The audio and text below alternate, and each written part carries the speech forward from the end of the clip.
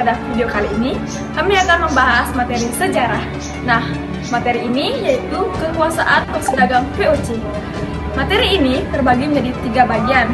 Apa aja sih bagiannya? Pertama yaitu lahirnya VOC, yang kedua keserakahan dan kekejaman VOC, dan yang ketiga yaitu VOC Gulung Tikar.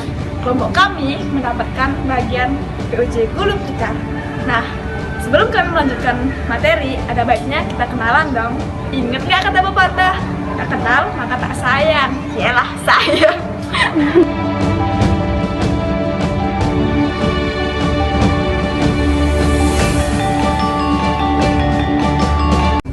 Nah, kan udah kenalan nih. Siapa sih yang kata VOC? Apaan tuh? VOC adalah persekutuan kursi dagang asal Belanda yang memiliki monopoli untuk perkara perdagangan di Asia. Gubernur Jenderal VOC yang pertama yaitu Pieter Both dengan masa jabatan 1602 sampai 1614. Itulah pengertian singkat dari lahirnya VOC.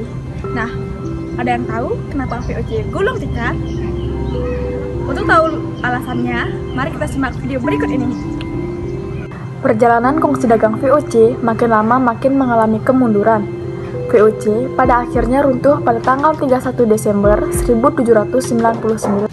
Pada tahun 1749, Parlemen Belanda mengeluarkan undang-undang yang menetapkan bahwa Raja William IV menjadi penguasa tertinggi VOC. Sehingga anggota pengurus yang sebelumnya dipilih oleh parlemen dan pemegang saham menjadi tanggung jawab sepenuhnya Raja.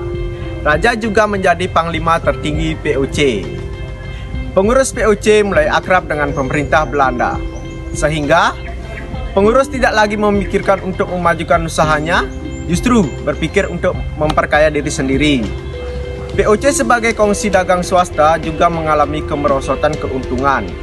Bahkan pada tahun 1673, VOC tidak mampu membayar dividen. Kas VOC juga mulai merosot tajam karena serangkaian perang yang dilakukan oleh VOC dan beban utang yang semakin menumpuk. Hal-hal itulah yang menyebabkan kenapa kas VOC semakin merosot. Selain memperkaya diri sendiri, penjabat VOC mulai menunjukkan sikap gila hormat atau feodalis. Apa itu feodalis? Feodalis atau feodalisme adalah pendelegasian sosiopolitik yang dijalankan di kalangan bangsawan atau monarki untuk memperluas wilayah yang diklaimnya melalui kerjasama dengan pemimpin-pemimpin lokal sebagai mitra. Gubernur Jenderal Heinrich bahkan mengeluarkan ordonasi yang mengatur secara rinci cara penghormatan terhadap Gubernur Jenderal, Kepala Dewan Hindia beserta istri dan anak-anaknya. Contohnya, semua orang harus turun jika berpapasan dengan penjabat tersebut.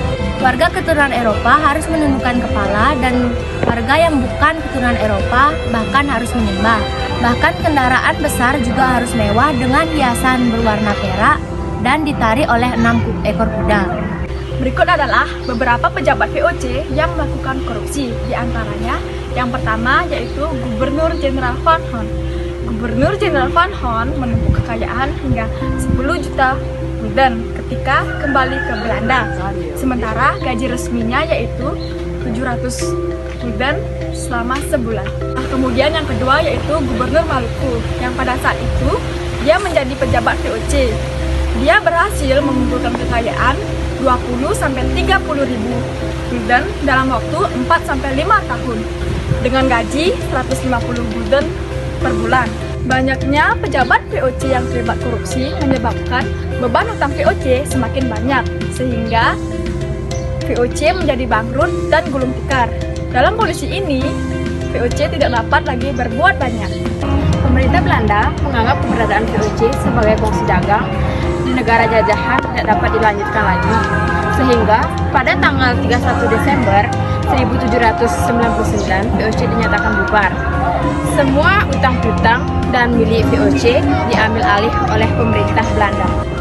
Gubernur Jenderal VOC terakhir, Van Overstraten, masih bertanggung jawab tentang keadaan di Hindia Belanda dan bertugas mempertahankan Jawa dari serangan Inggris.